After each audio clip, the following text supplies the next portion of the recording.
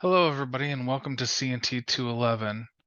I am going to be discussing a couple of things that you need to know before you get started on your labs in this course so that you are best prepared to actually complete all of the assignments that are due in this course and so that you don't run into any issues later on. As always, you'll see your overview here. One thing to note, you do have a couple files that you're going to have to download. If you click on this link and copy everything from this link, you'll be able to download the files that you need. One thing that you're going to want to keep in mind is that you have to be logged into your WCC account in order to go to this link and actually get these files. You cannot be logged in with a different email account in order to get these files. You have to be logged into your WCC account. If you have problems downloading these files, you can go on campus and speak with your instructor, and they'll be able to download the files for you. Another thing that you're going to want to keep in mind is that with these labs, you are going to be required to use virtual machine VMware Workstation. This VMware Workstation is a software that allows you to have multiple computers running off of your host computer at one given point in time, which is the only way that you'll be able to have all of the computers that you need from a home online environment for this course. Big note, if you do not have a computer with at least 16 gigs of memory, you will not be able to complete the assignments that are due in this class. If you do not have a computer without 32 gigs of memory, that means if you're running 16 gigs or anywhere from 16 to 32, you are going to run into issues where the labs are going to be incredibly slow. You are all in a year 2 CNT Computer Network Technologies course, and therefore you are planning on being IT professionals. Because of that simple fact, you should have computers at home that are capable of doing the things that you need to do.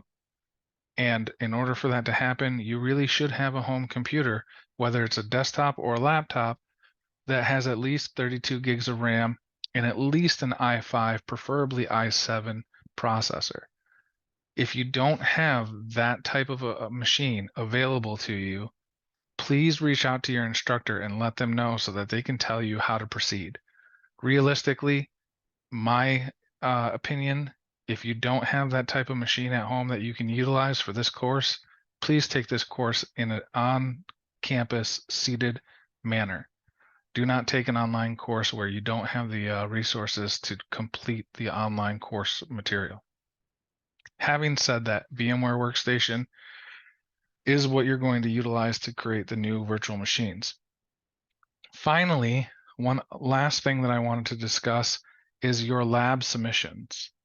When you are going through your online course and you get through all of your videos and you actually get to the point where you're ready to start doing a lab, inside your lab, you'll have a video to watch similar to this one that'll explain to you how to perform the lab.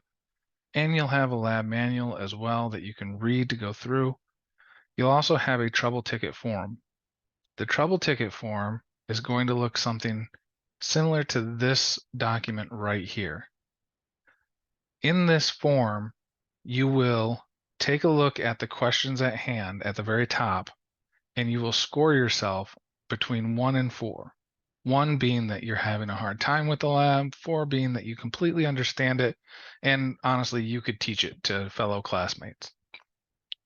Once you've decided what your score is, fill out the table with your scores for each one of the questions. Once you've done that, in the second section down here, read the question and fill it out honestly.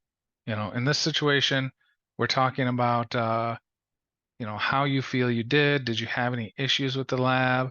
Were you able to resolve them without intervention, or did you have to have intervention from the instructor? And how was your computer working for the lab? Did it suffer? Was it laggy? So on and so forth. answer all those questions in this space the best you can. You don't have to write a book, just answer them as if you were going to answer them in class, and then submit your assignment. Once you've submitted your lab manual and your trouble ticket to this point, in the third section, the instructor will respond to whatever you posted in the top two sections, section 1 and section 2.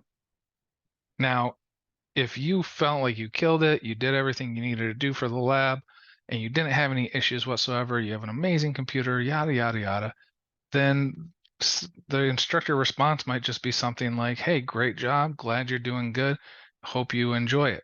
If not, if you had troubles through the lab, if your computer was being a problem, if there's something in the lab that didn't make sense and that's what you put in your section 2, your instructor's response will be a little bit more detailed. They may even suggest that you have a Zoom meeting with them. When the instructor responds, they will email you this document back with the third section filled out. It is then your responsibility to complete the fourth portion, which is some sort of understanding that, yes, you read the instructor's response and you're fine with it, and then resubmit that in the lab. Now, if the instructor doesn't respond until week 2, then you're resubmitting week 1's assignment in week 2, and that's okay. But that resubmission will be worth a portion of your grade. So instead of having discussion questions where you're responding to classmates about topics that only have one answer, or dealing with discussions that don't make any sense for the course, in this scenario, what we're actually trying to do is make this trouble ticket form something that allows you to have that one-on-one interaction with the instructor as if you were in the class. So this trouble ticket form is going to be a very large portion of your grade. So make sure that you fill it out properly and make sure that you respond after the instructor's response if there's anything that needs to be responded to.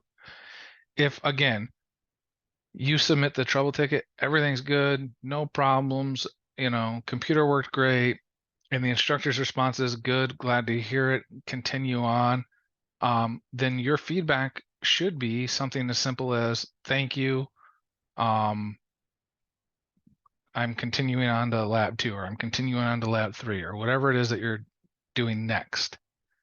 But even if there's response from the instructor is really, really limited, you still want to make sure that you put something in section 4. So hopefully that helps you understand how to fill out the trouble ticket. Other than that, your lab manual may have some areas where it asks you some questions, or it may have some screenshots that it's asking for. Make sure you submit those along with your trouble ticket document and complete the assignment. And that's everything to get you started for this class. Hopefully you guys enjoy the class. I've worked really hard to make sure that it covers all of the required material and has a good flow to it. And hopefully you have a computer that isn't going to make your life incredibly painful for the next 15 weeks.